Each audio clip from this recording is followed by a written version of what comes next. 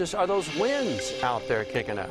Yeah, that's right. The winds are shaking the cameras around a little bit, especially in Pueblo, but the Viera cameras are pretty stable things, and so we don't see them shake around quite as much as our neighborhood weather network cameras.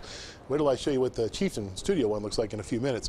Skyscan satellite and radar, you can see as you take a look at this counterclockwise circulation. This is your low pressure center that's pulled up all this warm moist air from the Gulf of Mexico, all that flooding that you heard Dana talking about, and then Matt Gutman talking about a second ago. This is what's been causing it, this persistent area of low pressure. Meanwhile, as we head back to southern Colorado, we don't see very much in the way of any kind of showers. A few showers are off to the west of the Continental Divide and over towards I-70 near the Eisenhower Tunnel. That's about it as we go through this afternoon.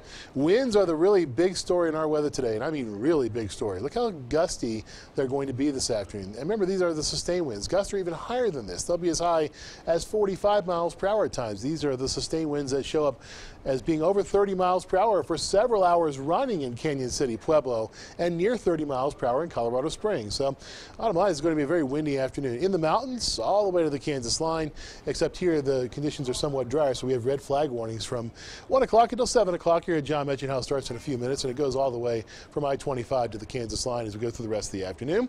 By 9 o'clock tonight, we see those winds begin to taper off just a shade, but they'll still be pretty gusty at times, and so we'll keep that fire danger a little bit higher than it would normally be if you had a calm night, but lower than the criteria for red flag warnings, because then by that point you'll see temperatures drop off to a level that will allow for the fire danger, at least the indices, to be low enough to have them drop the warnings.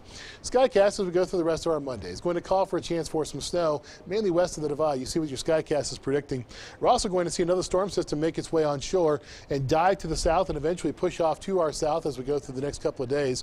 That's our next weather maker. That's going to give us some relief from all the dry weather. The big question is not if, it's how much snow are we talking about as we go through the next couple of days. Well, GFS has an idea. This is our long-range model, and these usually have some skill attached to them. They're predicting high amounts of snow up in the high country, much less in the Springs, and even less than that in Pueblo. As you take a look at your European model, it's actually somewhat higher in terms of the Springs. You see what's happening here, but again, I think these totals are way high for the Springs. The big question is not if, it's how much snow are we going to see, and these medium range models, again, have not had huge amounts of skill over the last couple of storms. Still, though, something that we'll be tracking for you throughout the rest of the week. Lows tonight sitting in the lower 30s, 32 in the Springs, 33 in Pueblo, 35 in Canyon City, teens and 20s in the mountains, lower to middle 30s also in the plains. 7-day forecast then for the Springs. High temperatures really take a tumble over the next few days, down to the freezing mark on Friday after sitting in the mid-50s tomorrow. Then it's lower to middle 50s and mid to upper 50s as we go through the last couple of days of our forecast. In Pueblo, we start off right around 60 tomorrow, then we drop into the lower 50s by Thursday. That's when that next chance for rain and snow is back in the forecast. Then we really drop off to the upper 30s by Friday.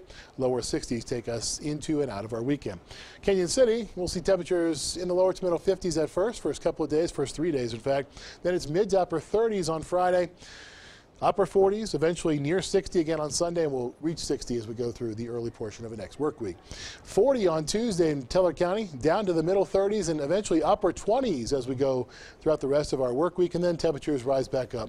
It's mid to upper 40s as we end off the forecast. Lows, single digits. So while it is a taste of winter, John and Dana, it's not a long-term taste of winter. It's just a brief little sampler, an appetizer, so to speak. And then we'll be able to get back to more spring-like temperatures as we end off this forecast. We do love appetizers here, so we'll take it. Pretty much any kind of food, but you know, you got to start it. That's true. Thanks, Jay. You're welcome.